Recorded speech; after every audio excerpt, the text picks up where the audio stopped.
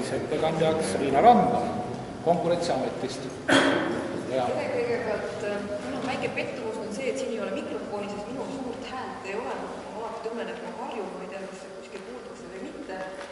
Ja kena kaugkütjatele saab siin jälle rääkida. Suurem osa ongi soojusettevõtjad, kellel polegi suurt mitte midagi rääkida, kes võivad ainult muiata, et aetakse üldist juttu, tegelikult on asi palju hullem või siis ei olegi nii hull. Nii et ma seal nimekirjast enne vaatasin, et enam pooled vist olid, et tegelikult see loeng on nagu enam kahest osast koostab. Üks on siis see, kuidas me hinnakujundust teeme, mis siis äkki on huvitavam sellele poolele, kes nüüd meie majja sattunud ei ole, ja teine pool on siis nüüd see, et kes teab, siis kaugkütteseaduse eelnõu on liikvel, millega siis kaugkütteseadus soovitakse muuta ja seekord on nüüd siis huvitavam osas nendele soojusettevõtjatele, kes äkki pole sellest veel kuulnud. Et siis on nagu mõlemale poolele midagi huvitavam. Kaugkütjate lause vist on see, et mõnusalt soe, ma vist on mõnusalt säästlik, mul on päris jahe. Ma saan aru, et sellega saan pildi edasi läheda. Nii, millest siis meie oma hinnakujundusel lähtume on kaugkütteseadus. Ja kaugkütteseaduse sees on üks selline määrus, nagu seda on soojuse müügi ajutise hinna kehtestamise kord, mida meie väga lühidalt nimetame soojuse määruseks. Sisuliselt see määrus on siis nende ettevõtjate jaoks, kes vabatahtlikult ei taha hinda alandada ja siis oleks justkui teoreetiline võimalus meil siis seda õiglast hinnakujundust teha. Kaugkütteseadus siis ütleb, et Konkurentsiametiga peaksid soojuse hinna kooskõlastama need, kelle poolt toodetud soojus siis jõuab lõpptarbijani, ehk lõpptarbijani kaugkütteseaduse mõistes, kes siis on kas elanikkond, korteriühistud ja üks tingimus kindlasti veel kaugküttevõrk peab vahel olema. Et ühesõnaga, kui siit lugeda nüüd seda, et soojusettevõtja, kes toodab soojust elektri ja soojuse koostootmise protsessis, siis sellest võib ka aru saada niimoodi, et iga koostootja meie maja uksest sisse ei pea tulema, vaid see, kes müüb ikkagi kaugküttevõrku, et see läheb siis edasi tarbijale.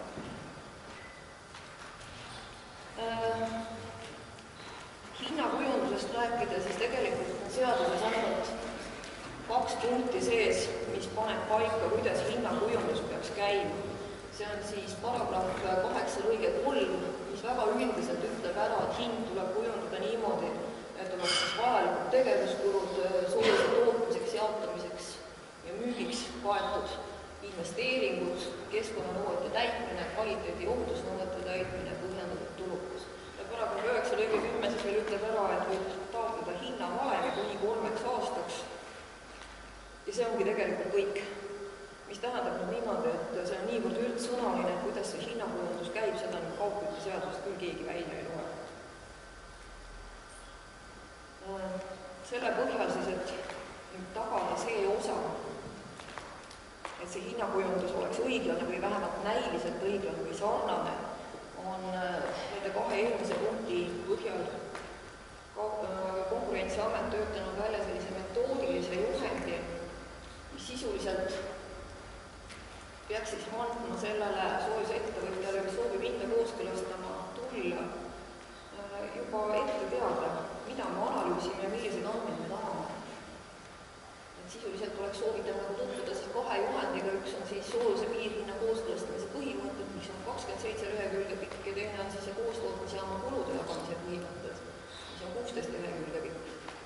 Ja siis on hinnataotluse vormid, mis on Excel-tabelid, mille pikkust ma isegi ei tea, seda on palju, ja veel juures ka juhend, kuidas neid tabeleid tuleb täita ja mis andmed sinna tuleb juurde esitada.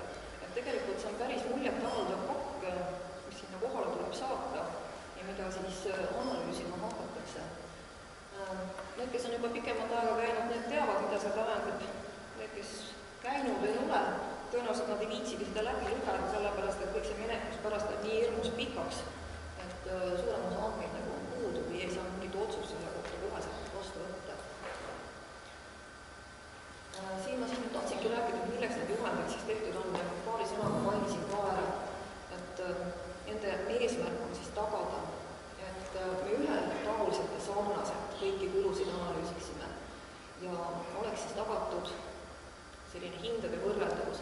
Et kui siin meil kohalikud omavalitsused hindasid kooskõlastasid, siis tõenäoliselt igalühel oli oma metoodika ja suure tõenäosusega ka tookord kooskõlastatud hinnad ei olnud, ütleme, üks-üheselt võrreldavad sellega, mis ta praegu on. Et nüüd see peaks nagu tagatud olema sellega. Ja teiseks siis ka on eesmärk selleks, et ennetavalt siis piiritleda, kuidas meie ise hakkame hindama soojusettevõtja tegevust, kulusid, kas ta on efektiivne või ta ei ole efektiivne. Ja juhendite põhjal võib ära eeldada, kas me selle kulu suuruse peame põhjendatus või ei pea põhjendatus. Ja eesmärk ongi siis nagu vältida kõik võimalikke arusaamatusi juba enne konkreetse töö algust. Kuidas siis see hinna menetlemine toimub? Et tuleb esitada kõigepealt taotlust kõigi nende lisadega, mis me nõuame. Tuleneb kaugkütteseadusest kokku see menetlusprotseduur, kellele midagi ütleb, toimub haldusmenetlusseaduse sätteid kasutades. Mis tähendab siis seda, et kõik see pikk jutt, mis seal on kirjas ja eriseaduses kui kaugkütteseaduses kirjas ei ole, siis me peame jälgima neid juhendeid. Ja eelnevalt me siis kontrollime, kas staatus vastab nõuetele. Sisuliselt see nõuetele vastavus ei tähenda seda, et kui meile hind ei meeldi, lõpphind, siis me ütleme, et ta juba ei ole nõuete kohane, et palume teha kohe uus, vaid sisult me kontrollime ära, kas kõik numbrilised lahtrid on täidetud, et meil üleüldse on võimalik siin midagi analüüsima hakata ja kas siis need tõendavad materjalid, mida me esmalt nõuame, kas neid on ka juurde lisatud. Et see, mis see sisu on, see nüüd ei puutu antud nagu selle peale. Ja kui siis need asjad on puudu, siis me kenasti kirjutame kirja ja anname aja puuduste likvideerimiseks. Kui nüüd see taotlus on nõuete kohane, siis me hakkame seda analüüsima. Kõigi nende kululiikide ja tehniliste näitajate lõikes, mida me seal küsime. Meil on seda aega teha 30 päeva, kusjuures võime seda pikendada kuni 90 päevani. Ja sel hetkel, kui vastamise järjekord on siis soojusettevõtja käes kas vastulausete andmisteks või põhjendajate andmisteks, sünnikaubase aeg peatub, nii et ütleme, kui siin ajakirjanduses liigubki lugenud jutt, et tuli X hinnataotlus sisse, 30 päeva jooksul tuleb otsus, siis tõenäoliselt see alati ikkagi nii ei ole, sellepärast et kõik see võtab piisavalt aega, mitte sugugi vähe aega. Ja meie kooskõlastame selle hinna siis, kui hinna valem ainult juhul, kui me aktsepteerime kõiki neid kulusid, mis taotluses esitatud on. Ja kui me siis nagu kokkuleppele ei jõua vastaspoolega, kelleks on siis soojusettevõtja, siis jätab see hind kooskõlastamata ehk tehakse eitav otsus.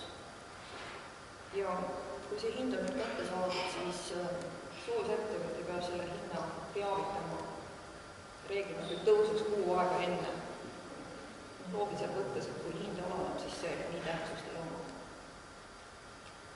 Nii, ja millest see soojuse hind siis koosneb? Koosneb siis kuludest, mida soojustootja peab tegema selleks, et oma toodangut anda üldse tarbijale. Me jagame need tinglikult ära muutukuludeks ja püsikuludeks. Muutukulud on siis kütuste ostukulud, sisseostetud soojuse ostukulud, elektrienergia, vee, vesikontaminatsioon, kemikaalid, saastetasu. Olenevad tootmisprotsessi ise arvasmast võib siin olla kõik kulusid veel siin ja kõiki välja toodud. Ja nüüd muutuvkulude põhjal sisuliselt toimub, ütleme, tehniliste näitajate analüüs, milleks siis on nii müügimahud, ehk millist hulka tarbija üldse soojust vajab, trassikaod, kasutegurid ja siis püsikuludest, milleks on siis tegevuskulud, põhivara kulu ja ärikasum. Siis räägiks natuke lähemalt nüüd, mis need hinna sisse läheb. Nagu jõudsin nagu ära mainima, et kõigepealt läheb asi müügimahust lahti. Meil on kirjas, et me võtame 3 aasta keskmise müügimahu. Ja kuna see on, ütleme, esimene punkt, millest kõik need kulude suurused, vähemalt muutuvkulude suurused lahti lähevad, siis ma ei ütleks, et kokkuleppel, aga me oleme võtnud sellest 3 aasta müügimahu ja kui sellest nüüd tahetakse kõrgemat või madalamat saada, siis seda peaks kuidagi põhjendama. Ja mitte ainult soojusettevõtja, vaid ka vastastikku meie peame põhjendama, miks me sellega nõustume. Siis kaod soojustrassides on pandud omad tehnilised miinimumnõuded, seda selleks, et tagada see, et soojusettevõtja, kes nüüd on võrgupiirkonna haldaja, oleks kuidagi motiveeritud neid investeeringuid üleüldse teostama. Iseenesest see võib-olla regulatsioon ei anna seda motivatsiooni, aga kui seda võrguettevõtja olla, siis ikkagi mingi suunikus, kui see kätte antud olema. Ja 2014. aastal on siis selline efektiivsusnõue, et trassikaod soojuse hinnas ei tohiks olla üle 18%. See nüüd tähendab tegelikult seda, et soojusettevõtja, kellel on trassikaod madalam, näiteks 14%, siis temal ei panna hinda mitte 18%, vaid tema ikkagi saab selle tegelikult 14%, mis tähendab, et seda saavutatud efektiivsus tegelikult soojusettevõtja enda ei võida, vaid see on tarbija võit. Kasutegurid soojuse tootmisel. Siin on siis arvestatud erinevaid tehnoloogiaid ja erinevaid kütused, milles see soojuse tootmine toimub.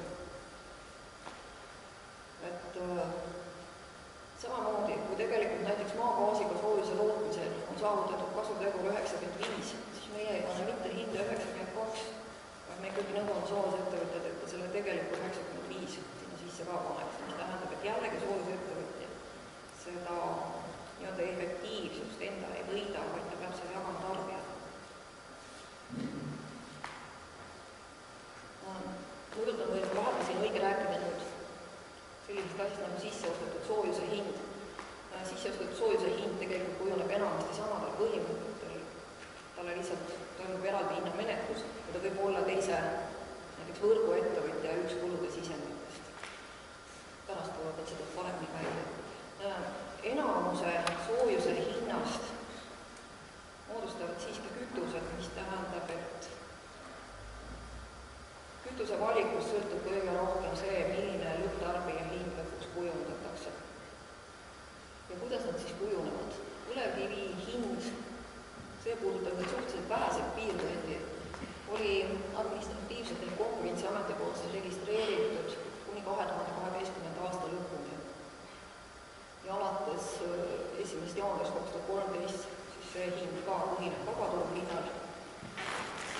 Maagaasi ja vedelkütuse hinnad on sisuliselt juba pikemat aega olnud vabaturu hinnal. Ja puidu ja turgu hind samamoodi, lihtsalt on odavamad, kuna võiks ütelda ka kohalikud kütused, et see on neile eelistada. Ja gaasi hinnast rääkides, et gaasi hind koosneb mitmest komponendist, see on siis gaas ise, mis Venemaalt sisse tuleb, siis võrguteenus, mis toimub siin mööda meie pool siis osutatakse või ütleme Eesti riigi siseselt ja siis aktsiis. Gaasi hinda, nüüd ütleme soojusettevõtjatele keegi ei kooskõlasta, see nüüd on lepinguline suhe, mis on omavahel Eesti gaasiga seal kokku lepitud hinnasel ja kodutarbijatele on üksnes see müügimarginaal seal hinnas kooskõlastatud, et see nagu tegelikult, ütleme nüüd korteriühistutele tihtipeale väga palju küsimusi tekitab, et tema kui elatarbija ju gaasi kooskõlastatud hinnaga, mis juttu me ajame, et soojusettevõttel seda Eestimaal pole. Ja gaasi hinnas siis on võrguteenuse hinnad need, mis on kooskõlastatud Konkurentsiameti poolt.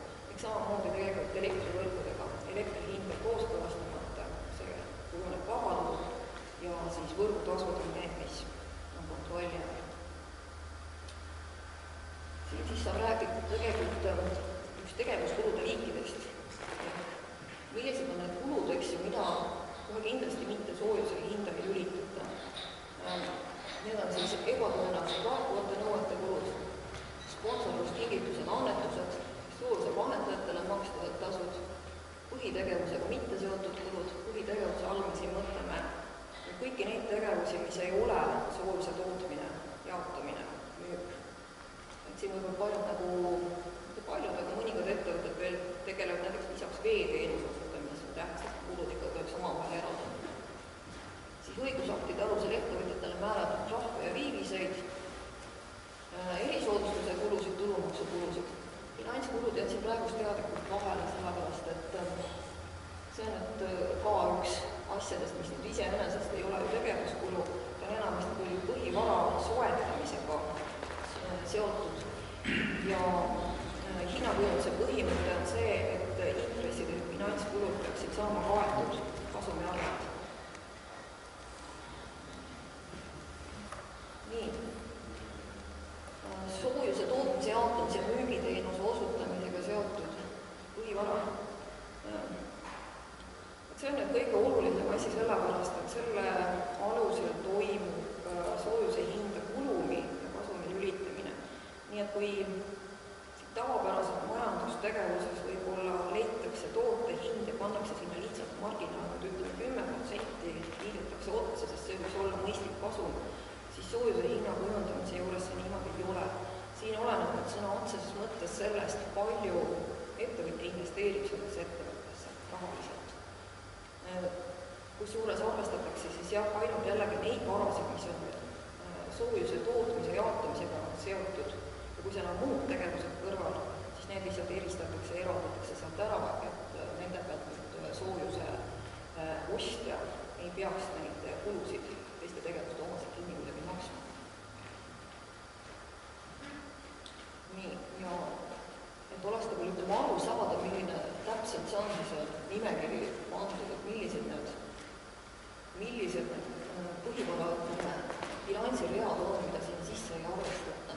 Siin juures on kindlasti nüüd soojuse tootjate poolselt tihtipeale kõige tähtsam see tagastamatu abi raames soetatud põhivara ja teine asi nagu tarbijate poolt makstud liitumistasudest soetatud põhivara. Et mispärast on see, et seda raha nii-öelda ei ole soojuse tootja, ei ole sellest rahast ise nagu põhivara soetanud ja ta ei peaks selle pealt ja kulumid siis sel juhul hinde saama. Et ta saab ainult selle osaga, mis ta ise panustas selle sama investeeringu tegemiseks. Ja see on ka siis see koht, mispärast soojusettevõtjatele on mõistlik taotleda tagastatud abi, sest see on üks vahend, kuidas lõpptarbijale see soodsam hind kujundada.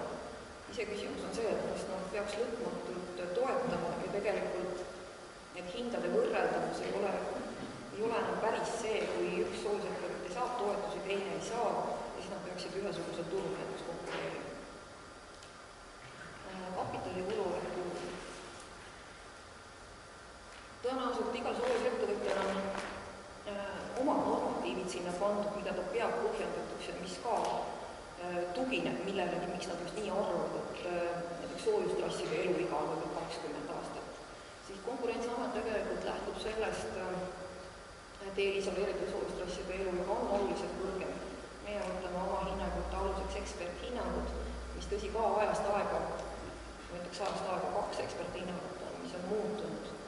Kui siin oli 90. aastatel veel palju ikkagi Vene torusid ja eelisoleeritud torusid sisuliselt ei olnud, siis nüüd on aeg nii palju edasi läinud, et on tulnud ka kaasaegsemad torud, mille eluiga on vähene pikem. Ja mis hinna kooskõlastamisel meie arvates tuleb arvestada sellega. Nii et kui soojusettevõtja tahab näiteks 20%-ga ära amortiseerida soojustorud, siis meie mõttemaailm läheb sealtpoolt lahku. Meie nõuame, et Hiinas kajastuks amortisatsioon, mis on näiteks 4-50 aasta peale antud. Ja siis kasum. See siis täitakse nüüd ütleme selle põhivara lõppjäägi pealt ja koorutatakse sellise asjaga, nagu seda on kaalutud keskmine kapitali hind. Sellel on oma väga pikk valem, kuidas ta leitud on. Aastal 2013 on see 7,58%.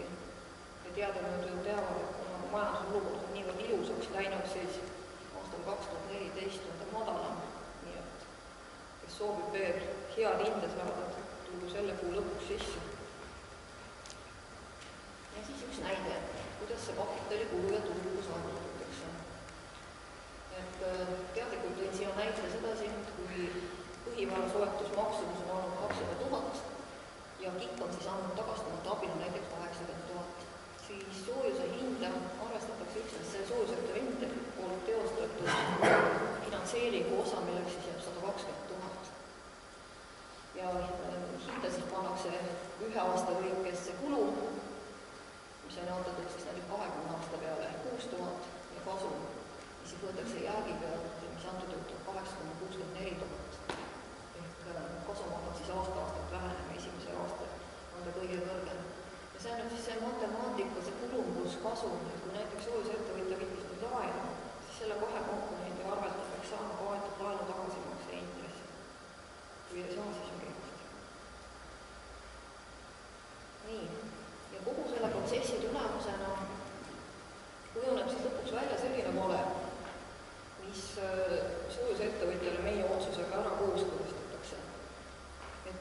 paika jäävad sellised asjad nagu kogused ja hilisemalt hakkavad muutuvad hinnad, nagu näiteks gaasihinnad või sisseostetava soojuse hinnad. Ja eesmärk on ka lihtsalt see, et meie endi tööd kergendada, kuna mitte keegi kuskil ju nüüd enam neid kütuste hindasid nii pikaks ajaks paika ei pane, ega me ei suuda ette ennustada, mis tuleb. Seda enam, et soojusettevõtja, ütleme, 3-aastasest perspektiivis tihtipeale ta ei tee selliseid suuri muudatusi, mis võiks teisi kulusid muuta. Seetõttu ütleme, see on mõlema poolele põhisooja variant. Nüüd siis see kõige hullem küsimus, kas hinnakujundamise mehhanism on õige. Ja siia peab nüüd ütlema selle hüüdlause, et parim hinnaregulaator on vabatahtlik. Kindlasti see nii ongi. Teisest küljest me muidugi nägime, et kui nüüd elekter läks vabaturule, siis ei olnud ka keegi selle üle õnnelik jällegi. Et ma ei taha nüüd sellega seda regulatsiooni mitte kuidagi õigustada, sellepärast, et kõik need kriteeriumid, mis paika on pandud, nagu öeldud, see on selleks, et ühtne analüüs tagada ja võrreldavus tegelikult ja võrdne kohtlemine. See võrdne kohtlemine ja ühtne analüüs nagu ei tähenda seda, et kellegi konkreetse ettevõtte jaoks on õiglane. Nii ta paraku on. Pluss siis juhtuda veel see, et kohalikel omavalitsustel on siin olnud õigus kaupade piirkond määrata, mis tähendab seda, et tegelikult tarbija ei võigi mitte midagi muud osta, kui ainult seda sama kaupkütte soojust. Et see on teine nüanss, mis pärast siis on leitud, et peaks seda hinda kontrollima. Ja nüüd siis lõbusama asja juurde, see on nüüd see kaupkütte seaduse muutmine, mis praegu siin kuluaarides ringi liigub, vist juba 3. ringi. Ja mis seal põnevad siis toimumahtad. Kõigepealt on sinna sisse pandud, et need piirkonnad, kus müügimaht on alla 50 000 megavatt-tunni aastas, et seal peaks hiljemalt 2016. aasta 1. jaanuariks koostama arengukavad. Et ütleme nii, et mõistlikes omavalitsustes või linnades tegelikult seda tehtud on ka, aga on siis rida neid, kellele see asi ei ole piisavalt selgeks saanud, mistõttu leitakse, et see ikkagi tuleb panna sisse seadusesse. Pluss veel juurde see, et see asi on nüüd väga palju seotud selle tagastamatu abi andmisega. Ehk praegu on küll juhtunud niimoodi, et mõnda võrgupiirkonda, kus on olemas nii kaugkütte, sõna otseses mõttes on tagastamatult abi antud selleks, et seesama kaugkütte hävitada. Et mis tähendab seda, et kunagi ei soojustootja ei saa sealt võitu, tema ja ütleme see, kes lokaalküttele võimalik, et üle viigi, tema muidugi eks ju võidab, aga üldine kontingent tähendab seda, et soojusettevõtja kaotab oma raha, sest keegi nüüd seda soojusklassi üles kaevama enam ei hakka ja tuleb ka tõenäoliselt teised tarbijad viia lokaalküttele, mis tähendab, et oli ebamõistlik otsus. Et sellega nüüd ühesõnaga lisaks sellele, et sellist topeltfinantseerimist vältida või ütleme ebamõistlikke investeeringuid hakata kuskilt tegema, kus suure tõenäosusega võib juhtuda niimoodi, et sellel piirkonnal ei ole mitte mingit jätkusuutlikkust ja neid rahasid mitte sinna enam anda. Siis soojuse hind. Ma nüüd ennem rääkisin ära selle jutu, et kõik peavad ikka soojuse hinna meiega kooskõlastama. Vot see ei ole see koht. Pärast räägin sellest. Praegune soojuse hind on ühe tariifiline ja kõigil hästi selge. Aga eelnõu järgi nüüd on niimoodi, et soojustootja, ütleme soojuse meie tarbijale, võrguettevõtja, võib siis valida, kas ta teeb selle ühe selge piirhinna või jagab selle 2 tariifiliseks hinnastruktuuriks, mis siis koostab nii-öelda sellest püsiosast ja muutuvosast. Selle muudatuse puudus meie arvates on tegelikult see, et ei ole nagu reguleeritud, milline peaks olema see mõistlik etteteatamise aeg, millal seda näiteks 2 tariifilisele üleminekut, millal ta hakkab toimima ja kuidas nüüd hakkab toimuma see tarbijatele selgitustöö, sest kui seadust loeme, siis piisab tegelikult selleks, et 1 kuu ette teatada ja siis tuleb selline üllatusmoment sinna tarbijale postkasti, et ta ei saa enam millestki suurt aru. Ja kordetavasti siis on telefonid igal pool punased, et me nagu tahaks seda, üritaks seda momenti vältida, aga kuna ütleme see struktuurivalik eelnõu kohaselt on soojusettevõtja enda valida, siis tegelikult peaks nemad ka oma vastutusele võtma selle eelneva teavitustöö. Siis hinna kooskõlastamine. Kehtiva kaupkütte seaduse kohaselt siis tulid sisuliselt kõikidel soojusettevõtjatel,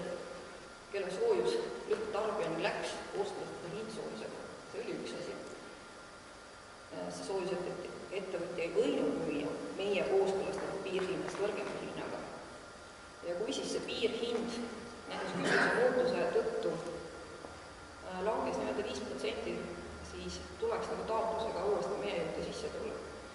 Siin on päris suured muudatused ees ootamas. Siin on selline asi, et majandus- ja kommunikatsiooniminister kehtestab määrusega efektiivse kaupade võrgupiirkonna soojusenergia referentshinna, mis tähendab seda, et kõik need soojusettevõtjad, kellel soojuse hind on kas kooskõlastatud või mida iganes allapoole seda referentshinda, siis nemad sisuliselt võivad oma hinda tõstma hakata, esialgu mitte rohkem kui 5% aastas, aga nad ei pea enam meiega seda kooskõlastama.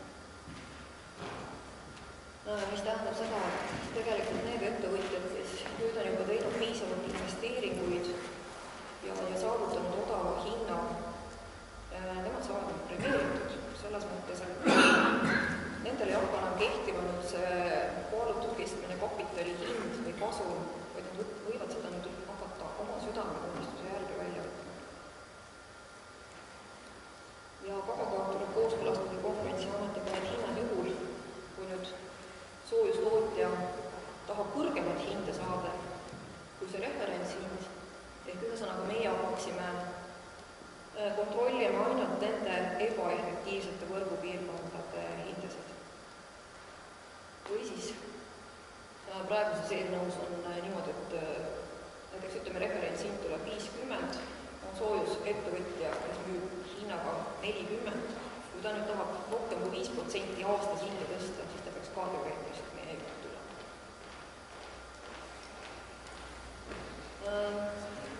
Praegusel juhul on niimoodi, et hinnavahemik meie saame kooskõlasse kuni 3 aastaks ja soojuse piirhind sisuliselt võiks olla igavene. Kui seal ei oleks sellist punkti juures, et kui hind langeks tarbijale 5%, siis tuleks uuesti meie juurde tulla madalamat hinda kooskõlastama. Siis eelnõusse on nüüd sisse pandud, et hinnavalemi piirhinna kehtivus on mõlemad kuni 3 aastat. Ja siis enne selle kehtivusaja lõppu tuleb soojusettevõtja taotleda ning ka siis selline ka kooskõlastada, kui on võimalik uus hind või hinnavalem. Ja kui seda ei tehta, siis tal tuleb hakata müüma soojusreferentshinnaga. See nüüd tegelikult on puhtalt sel põhimõttel vastu võetud, et siin kui 2008 oli see päris suur gaasihinnahüpe. Kohalikud omavalitsused kooskõlastasid suhteliselt kõrged piirhinnad ette ja tegelikult neid ettevõtteid ei saa kuidagi kontrolli alla. Et nendel on kas südametunnistus või ei ole südametunnistus. Mitte miski ei pane neid efektiivsemaid lahendusi kasutusele võtma, reeglina on väiksemates piirkondades ja nendega on tegemist. Et võtta nüüd see vastutusele, et ta ikkagi oleks huvitatud õige ja õiglasem hinna kujundamisest ja seda menetlusprotsessi meiega ka lõpule viima. Sest praegust tegelikult on ju niimoodi, et meie lähtume haldusmenetluse seadusest, siis ettevõtja võib esitada nii palju taotlusi järjest, kui tahab, ta võtab üle päevanud tagasi, saame kõik vaeva näha, tulemust ei ole mitte mingisugust. Ja siis selle kaupluste seaduse muutmine näeks ette veel ka motivatsiooni loomise soojusettevõtjatele, et teostada siis investeeringuid, mis võiksid vähendada soojuse hinda lõpptarbijatele. Selle taustal, et referentshind tuleb, on see tegelikult suhteliselt mõttetu muudatus, aga kuna seda nii palju väga tahetakse, siis miks mitte? Sisuliselt minu arust tähendab see nüüd seda, et kui põlevkiviõli tootja nüüd suudaks minna näiteks puiduhakkele, siis ta võiks saada selle kõrgema marginaali sinna sisse. Päris suure tõenäosusega ta langebki sinna referentshinna piiridesse, kui ta väikeettevõte võib tõesti ei lange. Ja mõju minu meelest on väga ebaoluline, sellepärast, et on võimatuga tegelikult saada näiteks üle 20%-list efektiivsust, eriti kui väikesed piirkondades. Ma sain aru, et muudates ajal. Võib-olla jõudsin varem. Aitäh! Aitäh! On küsimusi? Küsimus?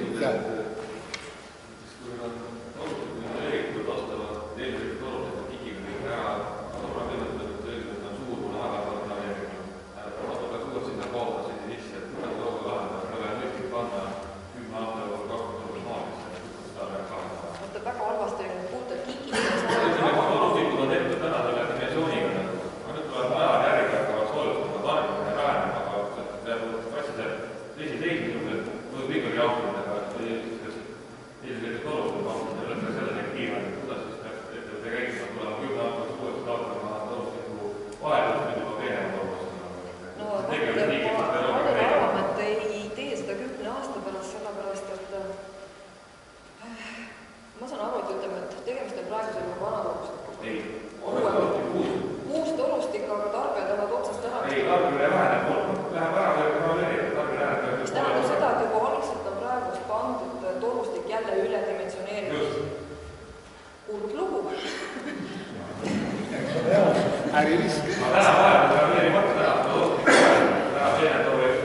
aga milles tarbija süüdi on?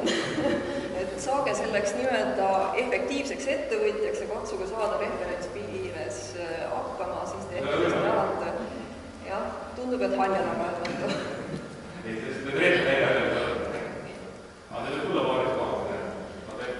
Jah, nagu ennem nagu seletasin. Täpselt sellest oli enne juttu ja tõenäoliselt nüüd ütleme, et see peaks, kas ta nüüd lahendab, aga vähemalt suuna peaks andma, et ennem alustada ikkagi arengukavadest ja arengukavades ongi arvestatud sellega, et seal ka ütleme seda majade kokkuhoidu hakatakse juba arvestama. See, et nüüd ütleme jah, on pandud koheselt samalaadne olustik üledimensioneeritud ja siis tarbimine väheneb, see on kurb loolisus küll, aga see peaks nüüd ütleme nende arengukavadega või nendega tegelikult välditud saama. Praktika on teine, see on tegelikult valdav teist. Seda ma arvan, et seda praktikat on nii hullu, nii väga paljudes piirkondades vistist ei ole. Kus ütleme, et on tõesti uus torustik pandud ja see on juba kohe pannes. Nii kohe pannes täna ostab, täna tuleb hetkel, et maja peab seda pidida mingi 8 läks. Jah, Andres, ole hea. Ma saan aru, et Konkurentsiametil on hinnangu kujundamise valemid ja kõik on väga hästi läbi mõeldud, kuidas, aga kui nüüd võrrelda praegu, sul on enda teadlasin, et aga samasugune kodanik, kus samas majas ja tunnetab ka, et oskad sa nii-öelda, ma arvasin, äkki tuleb mingi tabel, et tavaliselt on, et kuidas see nii-öelda näiteks Rakvere hinda võrreldes teiste hindadega, et siin meil see taastuvküttele üleminek ja see on siin nagu mõjunud, et oskad sa öelda, et mis need hinnad Eesti mõistes on, et kui suured need kooskõlastamise vahed või mis need tarbihinnad on? See on nagu iseenesest tegelikult ei anna mitte midagi, miks ta ei anna, on sellepärast, et need asjad muutuvad kohe, kui näiteks toodetakse ühest kütusest või kui hakatakse sisse ostma teisest kütusest. Et selles suhtes võib küll ütelda, et ettevõtjad või võrgupiirkonnad Eestis ei ole omavahel niivõrd palju võrreldavad, et ma näiteks saaks tuua, et Rakvere suurune müügimaht, veel teine Rakvere suurune linn on ja et te olete sarnased, et hind on seal selline, et hakake üksteist võrdne. See ei ole tegelikult päris korrektne. Küll aga ma võin kinnitada, et Rakvere soojusundega on me hinnakujundamisel korrektselt käitunud, nii et see metoodika, mis meil praegust on, et see hind on tegelikult õige. Rakvere soetarbijas on õiglast hinda? Praegusel juhul küll selle infopõhjal, mis meil edastatud on ja me tõenäoliselt ei pruugi seda mitte usaldada. Te kinnitate ära või olete kinnitada?